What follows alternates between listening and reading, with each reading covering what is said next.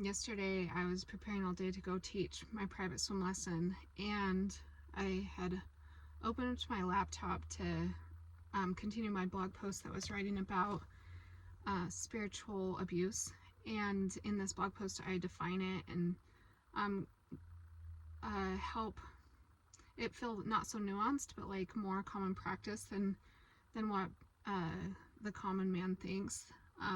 All of us have, if we're like brought up in a religious context, we have a story behind that, and like how we sit with the doctrines or the people that we were brought up with, and even community, even like bullies that were our age when we were kids growing up and within that community, or people that showed so much kindness to us. Like there's a story within that. And I was thinking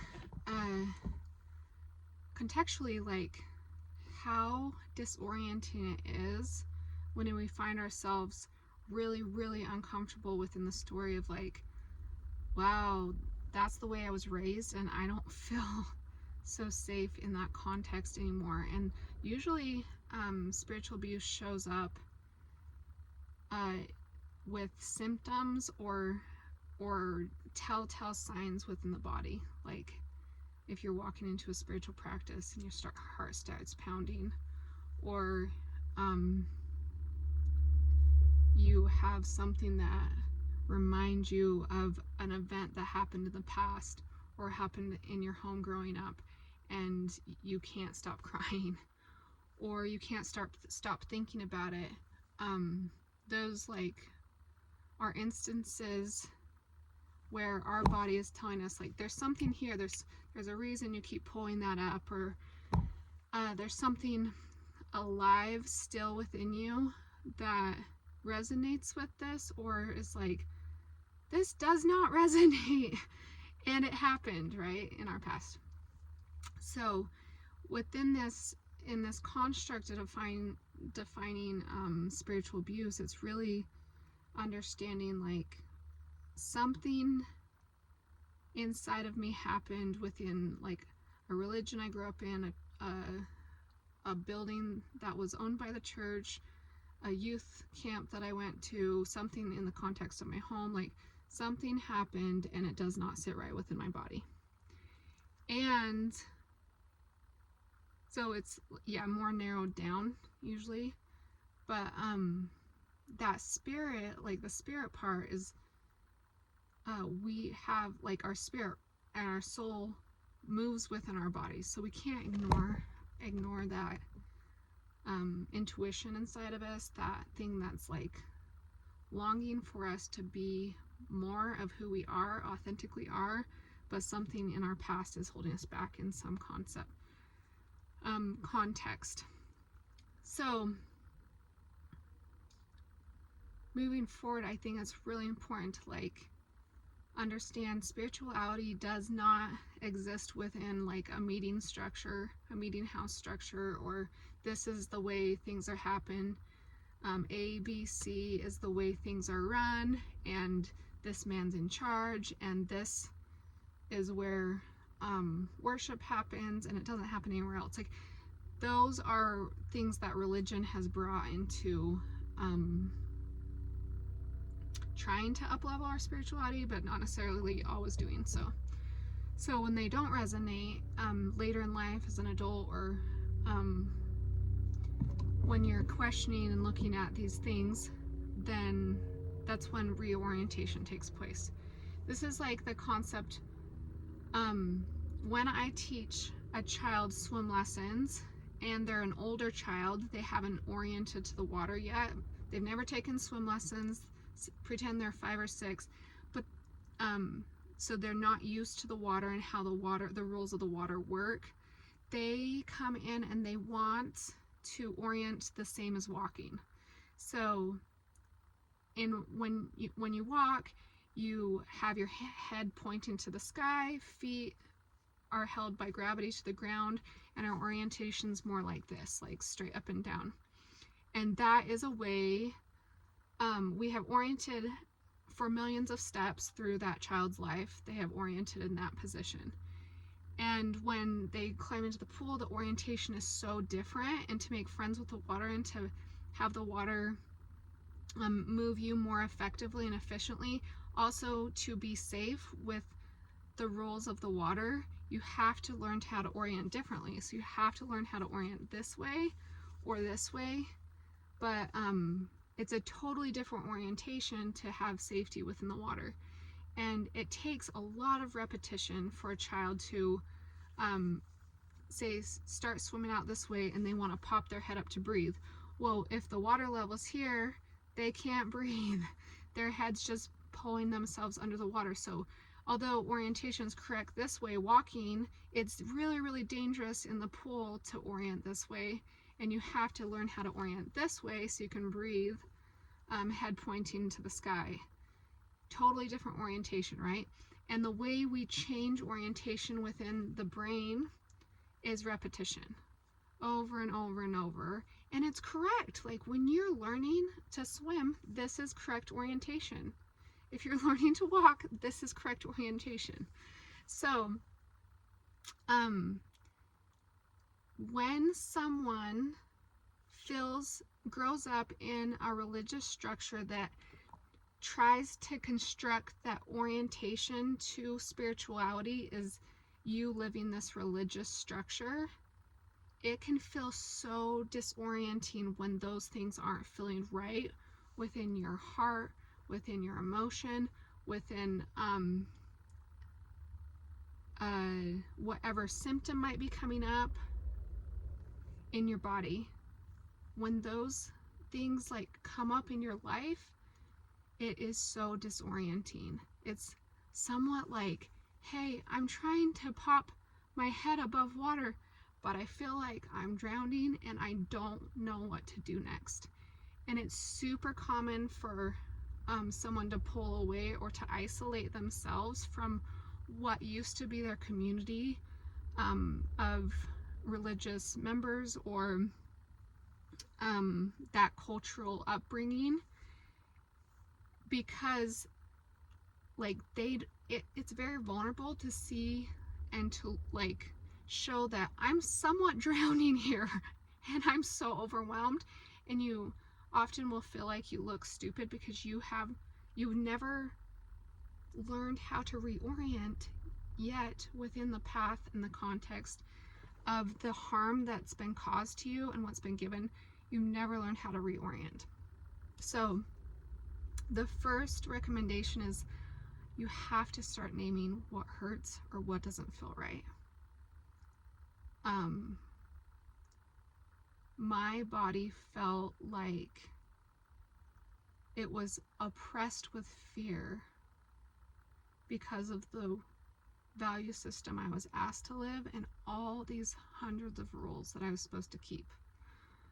That's like an example of one. Or I know the look of that preacher's face when he looked at me in my low-cut dress.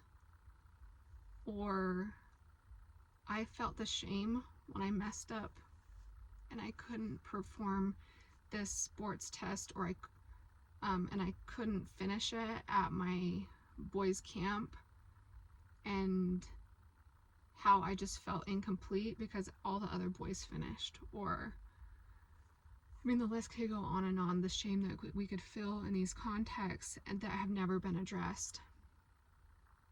And so naming those feelings is like super important, and grieving what actually happened, and no one ever sat with us within that space of like when we were humiliated, or when we were shamed, or when we were looked upon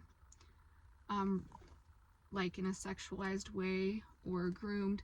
No one's ever talked to us about it. It's really, really when we're just the only people that hold it, that's a really difficult place to be, and isolation is kind of a default path for someone that literally feels like they're drowning because they haven't seen people put language to these things. I recommend, like, I link in my blog post a few different links to find someone that is trained and taught to work with people that have or overcoming spiritual abuse. And I have like a few more steps to work through within the links on that blog post, and a book recommendation. So that is very helpful. And to know you're not alone, super helpful. To have someone sit with you within that story is very helpful. So how do we like feel like someday we could reorient and like become a professional swimmer because we know the correct orientation, or we don't have to sit in that shame that's unspoken and unnamed. So in my specific Christian upbringing, it is very male dominant led, and there's so many organizations and ways things are supposed to be ran, and lines of like really spelled out, this is the way things should work. And it's very I don't know the correct word. I see straight lines and boxes without knowing how to not put a political word to it. And it feels constricting. It doesn't feel free and flowing, and it doesn't feel like the aliveness that I want to feel. There's this scripture in Luke chapter 12 verse 24, and it talks about the sparrows and how the lightness of them, and they neither sow nor reap, but God feeds them. And there's just no organization to how exactly they're going to get their food the next day. And Christ asks, are you better than them? Like, so removing the lines and giving this, like, for me, that visual of sky, of expansion, and God's going to provide for me the next day. I just really love that visual. It's totally opposite of how I was raised and grew up, because there were just so many programs and so many boxes to cross, and so many stipulations and rules and signatures, and just, yeah, so much for a child to process. And that's not spirituality. So when I started really struggling with like all these boxes, check marks, all these things, I asked to be removed from some of that organization. And there's like a specific organization where it kind of follows Christ's mandate to like take care of the 99 sheep and also the one that was lost. And I didn't want to be on that list anymore. I didn't want to be taken care of or have someone assigned to take care of. It felt really off and forced. And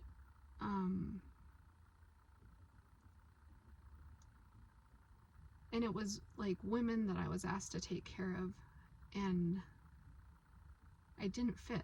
Like, it really didn't fit with how I wanted to live my life. So I asked to be taken off that list. And the provision that I felt in the expanse of asking to be taken off that list was just immense, and it took off so much guilt, and it freed up time, and it freed my mind so I could really focus on like the people that I was supposed to take charge of, which was my children at the time. Anyway, it was hard, like this disorientation. Like, I would come up for air and be like, I feel guilty, and then I'm like, no, there's a different way. There's like a more peaceful, calm, effective way. And I had to practice that. Like, I had to practice the kind self-talk and the orientation, the proper orientation. over and over again. So just curious, what things did you grow up that were like, this was supposed to be part of spirituality and it doesn't fit within your narrative anymore? It could have been because of the marriage you had, the children you had, the life circumstances report to you, trauma that came up later in life. And how are you trying to reorient so you can swim more smoothly and be more aligned with the water if you're learning how to swim? I just think that's a wonderful thing to expand upon. And yeah, check out the blog post that I wrote.